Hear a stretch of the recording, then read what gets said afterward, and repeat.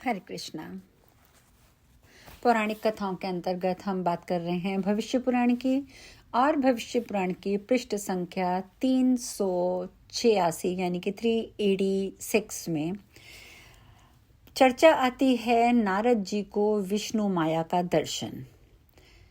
तो यहाँ पर भगवान श्री कृष्ण से राजा युधिष्ठिर पूछते हैं, वो कहते हैं भगवान विष्णु भगवान की माया किस प्रकार की है जो इस चराचर जगत को व्यामोहित करती है। और ये प्रश्न सुनकर भगवान श्री कृष्ण कहते हैं, महाराज, किसी समय नारद मुनि श्वेत द्वीप में नारायण का दर्शन करने के लिए गए। वहां श्री नारायण का दर्शन कर उन्हें प्रसन्न मुद्रा में देखकर उसने उनसे जिज्ञासा की, भगवान, आपकी माया कैसी है, कहाँ रहती है, कृपा करके मुझे उसका रूप दिखाएं। भगवान ने हंसकर कहा, नारद, माया को देखकर क्या करोगे, इसके अतिरिक्त जो चाहते हो वो मांग लो। लेकिन नारद जी ने कहा, भगवान, आप अपनी माया को ही दिखाएं, अन्य किसी वर की अभिलाषा नहीं है। और ये कहकर नारद जी बार बार आग्रह करने लगे। नारायण ने कहा, अच्छा, आप हमारी माया देखें। ये कहकर नारद जी की उंगली पकड़कर श्वेत द्वीप से चले। मार्ग में आकर भगवान ने एक वृद्ध ब्राह्मण का रूप धारण कर लिया। शिखा, योगोपवीत, कमंडलों, मृगचर्म को धारण कर कुशा की पवित्री हाथ में पहनकर वेद पाठ करने लगे और अपना नाम उन्होंने यज्ञ शर्मा रख लिया। इस प्रकार का रूप धारण करके नारद के साथ वे जम्बूद्वीप में आए। वे दोनों वेत्रवती नदी के तट पर स्थित विदिशा नामक नगरी में गए। उस नगरी में, विदिशा नगरी में, धन धान्य से समृद्ध, उद्यमी, गाय, भैंस, बकरी आदि पशुपालन में तत्पर, कृषि कार्य को भली भांति करने वाले सीरभद्र नाम का एक वैश्य निवास करता था। वे दोनों सर्वप्रथम उसी के घर पे गए। उसने इन विशुद्ध ब्राह्मणों को आसन, अर्घ्य आदि से आदर सत्कार किया। फिर पूछा, यदि आप उचित समझें तो अपनी रुचि के अनुसार मेरे यहाँ अन्न का भोजन करें। और उसकी ये बात सुनकर वृद्ध ब्राह्मण रूपधारी भगवान ने हंसकर कहा, तुमको अनेक पुत्र पौत्र हों और सभी व्यापार एवं खेती में तत्पर रहें। तुम्हारी खेती और पशुधन की नित्य वृद्धि हो, ये मेरा आशीर्वाद है। और इतना कह के वे दोनों वहां से आगे गए। मार्ग में गंगा जी के तट पर वेणिका नाम के गांव में गोस्वामी नामक एक दरिद्र ब्राह्मण रहता था। वे दोनों उसके घर गए पहुंचे। वह अपनी खेती की चिंता में लगा था। भगवान ने उससे कहा, हम बहुत दूर से आए हैं, अब हम तुम्हारे अतिथि हैं, हम भूखे हैं, हमें भोजन कराओ। उन दोनों को साथ में लेकर वह ब्राह्मण अपने घर पर आया। उसने दोनों को स्नान, भोजन आदि कराया। अनंतर सुखपूर्वक उत्तम शैया पर शयन आदि की व्यवस्था की। प्रातः उठकर भगवान ने ब्राह्मण से कहा, हम तुम्हारे सुख घर में सुखपूर्वक रहे और अब हम जा रहे हैं। परमेश्वर करे तुम्हारी खेती निष्फल हो, तुम्हारी संतति की वृद्धि ना हो। इतना कह के वे वहां से चले गए। मार्ग में नारद जी ने पूछा, भगवान, वैश्य ने आपकी कुछ सेवा भी नहीं की थी, किंतु आपने उसको अपने उत्तम वर दे दिए। और इस ब्राह्मण ने श्रद्धा से आपकी बहुत सेवा की, किंतु आपने आशीर्वाद के रूप में तो उसे श्राप दे दिया। तो आपने ऐसा क्यों किया? भगवान ने कहा, नारद, वर्ष भर मछली पकड़ने से जितना पाप होता है उतना ही एक दिन हल जोतने से होता है।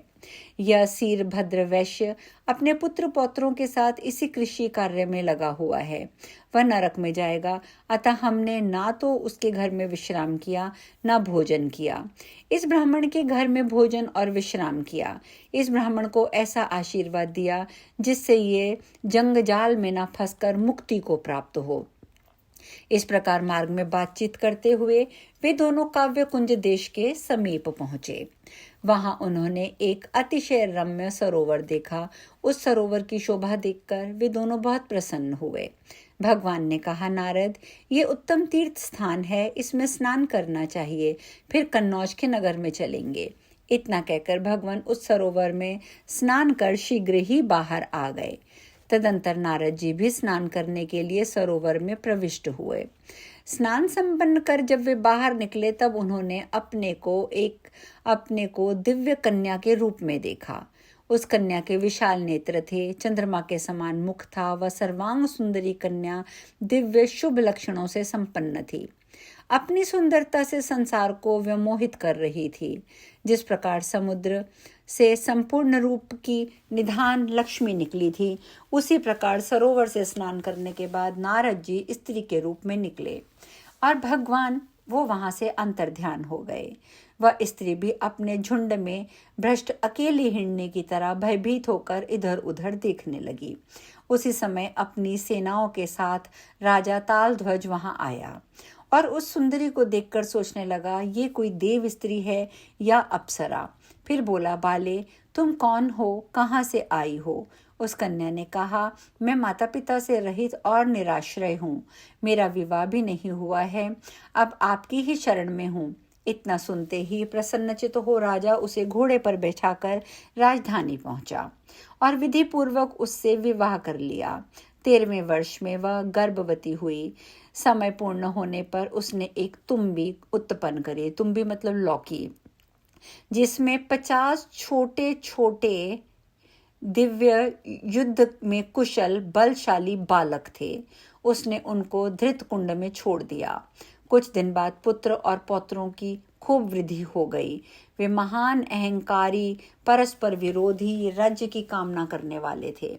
अनंतर राज्य के लोभ से कौरव और पांडवों की तरह परस्पर युद्ध करके समुद्र की लहरों की भांति लड़ते हुए वे सभी नष्ट हो गए।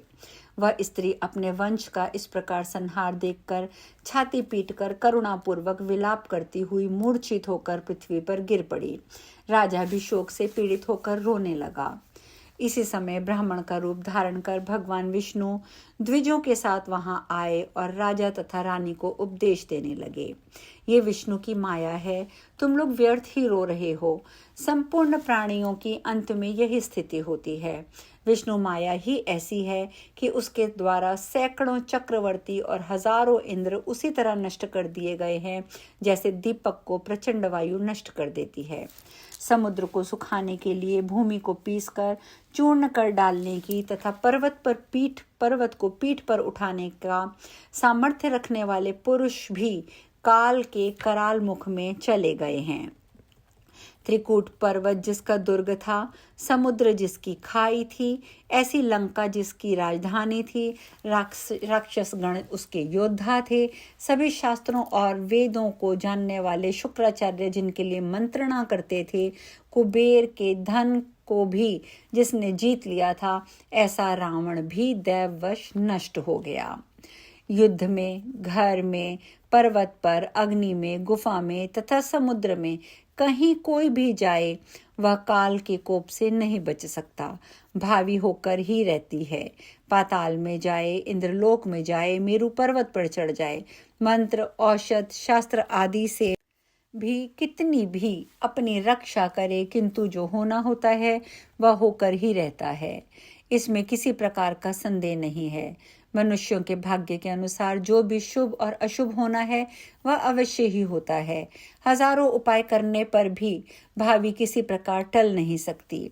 कोई शोक विहल होकर आंसू टपकाता है, कोई रोता है, कोई बड़ी प्रसन्नता से नाचता है, कोई मनोहर गीत गाता है, कोई धन के लिए अनेक उपाय करता है। इस तरह अनेक प्रकार के जाल की रचना करता रहता है। अतः यह संसार एक नाटक है और सभी प्राणी वर्ग उस नाटक के पात्र हैं। इतना उपदेश देकर भगवान ने रानी का हाथ पकड़कर कहा, नारद जी, तुमने विष्णु की माया देख ली, उठो, अब स्नान करके अपने पुत्र पौत्रों को अर्घ्य देकर औधर्वदैहिक कृत्य करो। ये माया विष्णु ने स्वयं निर्मित की है। इतना कहकर उसी पुण्य तीर्थ में नारद को उन्होंने पुनः स्नान कराया और स्नान करते ही स्त्री रूप को छोड़कर नारद मुनि ने अपना रूप धारण कर लिया। राजा ने भी अपने मंत्रियों पुरोहितों के साथ देखा कि जटाधारी या गोपवीतधारी दंड कमंडलू लिए वीणा धारण किए हुए खड़ाओं के ऊपर स्थित एक तेजस्वी मुनि है, यह मेरी रानी नहीं है। उसी समय भगवान नारद का हाथ पकड़कर आकाश मार्ग से क्षण मात्र में श्वेत दीप आ गए। भगवान ने नारद मुनि से कहा, देवर्षि नारद जी, आपने मेरी माया देख ली। नारद के देखते देखते ऐसा कहके भगवान विष्णु भी अंतर्हित हो गए। देवर्षि नारद ने भी हंसकर उन्हें प्रणाम किया और भगवान की आज्ञा प्राप्त कर तीनों लोकों में घूमने लगे। महाराज, इस विष्णु माया का हमने संक्षेप में वर्णन किया है। इस माया के प्रभाव से संसार के जीव, पुत्र, स्त्री, धन आदि में आसक्त हो रोते गाते रहते हैं, अनेक प्रकार की चेष्टाएं करते रहते हैं। तो ये थी भगवान विष्णु के लोक की माया, उनके द्वारा उपस्थित माया का जंजाल। बाकी महाराज युधिष्ठिर ने भगवान से और भी कई प्रश्न किए हैं, जिनकी चर्चा हम आगे करेंगे। हरे कृष्णा।